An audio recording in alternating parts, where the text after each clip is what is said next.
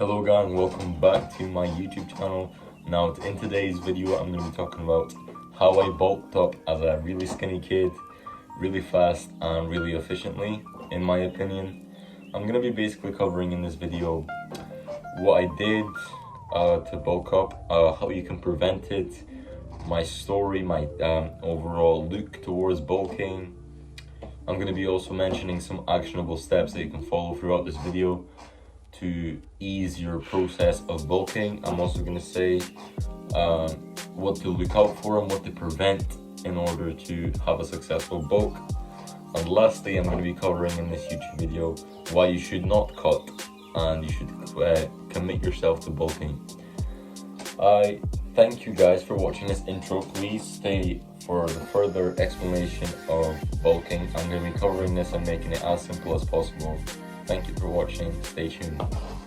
Right, so in the first little bit, we're going to be talking about my story. So when I started off, I was really skinny. I'm going to link a little picture somewhere in the video, but my bones literally were visible. I was getting negative comments from people. I was basically a really shy kid as well. My body really didn't help with that, but I was skinny, I wasn't eating properly, my diet was really bad, I was not focusing enough in school. Basically that's a sort of messed up little skinny kid. But it's the truth. Did I change it? No, I wouldn't, because it's who I am, it makes me who I am today. And I was basically skipping meals. I was really bad in the diet part, so I would skip meals in order to go smoke. I used to smoke as a young kid as well. I would skip meals to go smoke. I would skip meals in order to go party. I would do this, I would do that. It's just bad habits, layering bad habits over bad habits, and it was genuinely terrible. Now, I wouldn't recommend this to anyone. What I did in order to change my physique, I took a wrong approach to it. I did what's called a dirty bulk in my skinny kid experience. So I noticed a lot of negative comments, as I mentioned previously, and I was like, I can't take it anymore. So I just wanted the fastest route out, and I done my research online, and they said that dirty bulk was the fastest way to gain muscle or some sort of size to your physique. So I didn't follow any type of protein measurements, restrictions. I didn't take any specific carbohydrates. All I did was just pick up the fork and ate double the amount my parents would serve me on the plate. Basically, I would eat 2, maybe 3 plates on one sitting, 2 to 3 medium-sized plates, big plates, just stuffing my face until I gained a lot of fat in the process, and it was genuinely not a pleasant experience. I wouldn't recommend it to anyone. Please stay tuned for my explanation on this further on, but that's basically what I did. Dirty bulking works. Now, do not listen to anyone on social media or anywhere that tells you that dirty bulking doesn't work. It obviously comes with some sort of side effects like anything in life, but dirty bulking, in my experience, is a good way to shortcut your process. Would I recommend it? Personally, no, but it is a quick fix that most of young guys would probably go for. But I would recommend delaying that gratification, delaying that instant result, and going for the long term, which is clean bulk. Now I am going to showcase the negative effect I've gained from dirty bulking. It was really terrible, actually. It's resulted in low self-esteem back in the day, and it was really terrible. So I don't know if you can notice, but I've gained quite a few stretch marks from dirty bulking. This is all from bulking and eating a shit ton of calories, basically, and my muscle just started expanding. Like, genuinely, I have got a lot of stretch marks here and there. I've also got some in my abdomen here. It's genuinely terrible. Stretch marks everywhere, especially here in the back, in my tricep. I've got a lot of stretch marks. So that is the downside of dirty bulking. Now again, as I mentioned, it does give you that instant boost of confidence, so I would recommend, if you're really that down low bad, that you go for a dirty bulk, but it's genuinely not the best route out. So the next thing I'm going to speak about in this video is some actionable steps. So I've written out in my notebook, guys, some actionable steps for you to just focus on and prevent this from happening to you. So the first actionable step is visiting a website called calorie.net. Now this is basically a website that lets you figure out your maintenance calories and how much you need to eat in order to bulk up or to lose fat, etc. All you do, it's very simple, it's nothing complicated. Now if you've noticed, I never give you guys anything complicated to deal with. I just get to the point, straightforward, step by step, bam. So it really asks you to enter some type of exercise level, as well as how many times you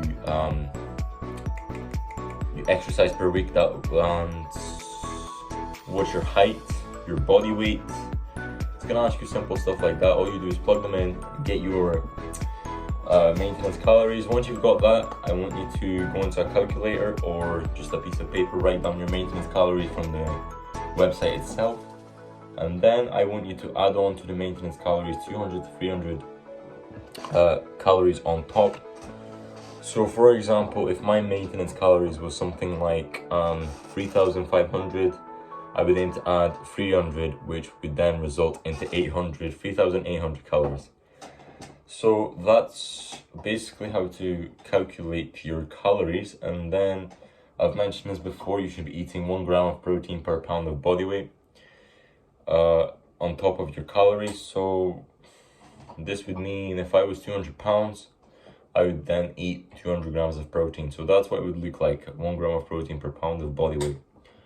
Now, in order to avoid confusion, I'm not going to mention the other way to calculate protein.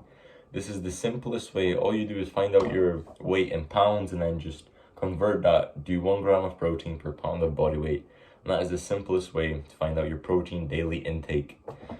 And then carbohydrates, when you're on a bulk, you want to keep them high. So 300 to 400 carbs a day. Good carbs like rice, white rice, brown rice, potato, regular, sweet, red, any type of potato, rice cakes, stuff like that. I'll leave a small list of carbohydrates and protein choices in the link in the description for you guys to check out. So before we close this off, the next thing I want to talk about is what I would tell my younger self to look out for and what I would prevent my younger self from doing if I had the chance to tell him. So I would prevent my younger self from doing is, don't take this process, don't rush this process, don't take it too quickly, is what I would tell my younger self. Because when I was young, I used to eat till I was full. When I was young, I mean just a couple of years ago, by the way. I used to eat till I was full, and then it resulted in me gaining massive stretch marks, which isn't really pleasant at the moment. So I would recommend you take things slow. The next thing I would recommend is I would tell my younger self is to focus on diet more than workout, is what I did. I basically just focused on working out rather than my diet when I was a bit younger. So I would recommend focusing on diet, because without a good diet, there is no progress in the gym. So I would recommend you focus on a good diet. What else would I tell my younger self? Go easy on the caffeine is definitely what I'll tell my younger self, because what people seem to be doing nowadays is just loading their, system with caffeine, Red Bulls, pre-workouts, and then just hitting the gym, hitting the PR, and then they can't sleep, which is leading them to take on melatonin at night because they can't sleep, and it just leads them to those major side effects, which is terrible. So I would recommend you guys don't overload on caffeine. Of course, every now and then you're gonna have a bad night's sleep, and you're gonna want to boost your performance in the gym. So feel free to go ahead and take a Red Bull or a Monster, just a small pre-workout shot, anything, but try and keep it something about 2 to 3 times per week is what I would tell my younger self. The last bit I want to talk about is why you don't deserve a cut yet. You need to focus on bulk. So this is one thing I've actually previously made the mistake of. I noticed myself going a bit overboard with bulking because I mentioned my dirty bulking process. I noticed my body getting a bit out of hand with the dirty bulking, so then I told myself I needed a cut. No, it was hard. I didn't have anyone to genuinely tell me what to do or what to eat or how to do it. So I just listened to my instincts and just went for a cut straight away. And it resulted in me losing a lot of hard-earned muscle, which is terrible, especially at a young age.